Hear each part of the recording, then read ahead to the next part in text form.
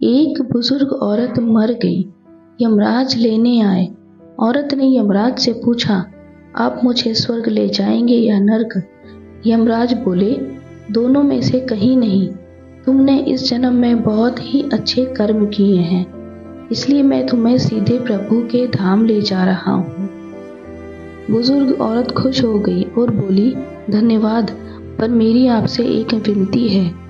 मैंने यहाँ धरती पर सबसे स्वर्ग और नर्क के बारे में बहुत सुना है, इसलिए मैं एक बार दोनों जगहों को देखना चाहती हूँ। यमराज बोले, तुम्हारे कर्म अच्छे हैं, इसलिए मैं तुम्हारी यह इच्छा पूरी करता हूँ। चलो हम स्वर्ग और नर्क के रास्ते से होते हुए प्रभु के धाम चलेंगे। दोनों चल पड़े। सबसे पहले नर्क आया। नर्क में बुजुर्ग औरत ने जोर जोर से लोगों के रोने की आवाज सुनी। वहां नर्क में सभी लोग दुबले पतले थे और बीमार दिखाई दे रहे थे। औरत ने एक आदमी से पूछा, यहाँ आप सब लोगों की हालत ऐसी क्यों है? आदमी बोला, तो और कैसी हालत होगी? मरने के बाद जब से यहाँ आए हैं हमने एक दिन भी खाना नहीं खाया। भूख से हमारी आत्माएं तड़प रही हैं। बुजुर्ग औरत की नजर एक विशाल पतीले पर पड़ी, जो कि लोगों के कद से करीब 100 फीट ऊंचा होगा। उस पतीले के ऊपर एक विशाल चम्मच लटका हुआ था। पतीले में से बहुत ही शानदार खुशबू आ रही थी। बुजुर्ग औरत ने उस आदमी से पूछा, इस पतीले में क्या है? आदमी मायूस होकर बोला, ये पतीला बहुत ही स्वादिष्ट खीर से हर समय भरा रहता है। बुजुर्ग औरत ने हैरानी से पूछा, इसमें खीर है तो आप लोग भर पेट खाते क्यों नहीं? भूख से क्यों तड़प रहे हैं? आदमी रो रो कर बोलने लगा, कैसे खाएं? ये पतीला 100 फीट की ऊंचाई पर है। हम में से कोई भी उस पतीले तक नहीं पहुंच सकता। यह सुन बुजुर्ग औरत को उन पर तरस आ गया। सोचने लगी, बेचारे खीर का पतीला होते हुए भी भूख से बेहाल हैं। शायद ईश्वर ने इन्हें यही दंड दिया होगा।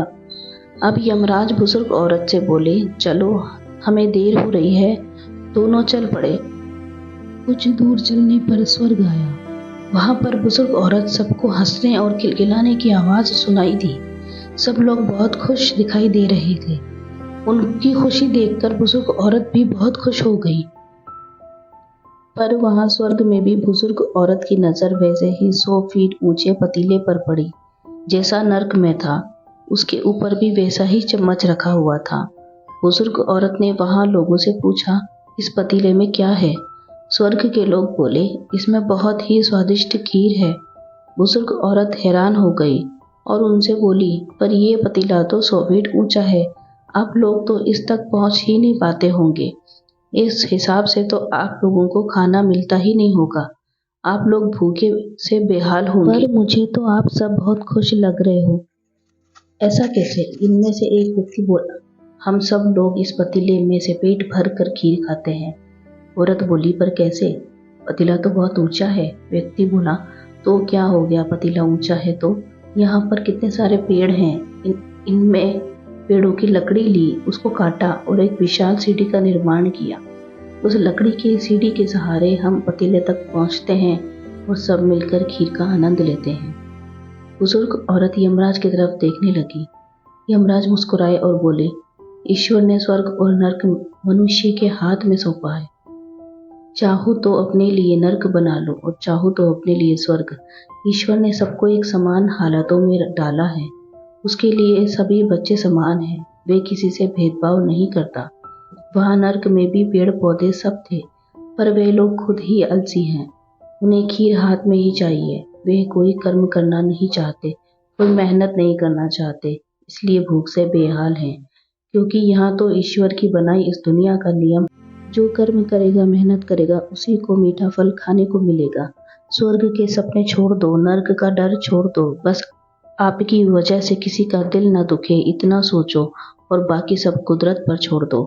अगर आपको ये कहानी स्वर्ग और नर्क की कहानी अच्छी लगी हो तो इसे अपने दोस्तों के साथ ज़रूर शेयर करें।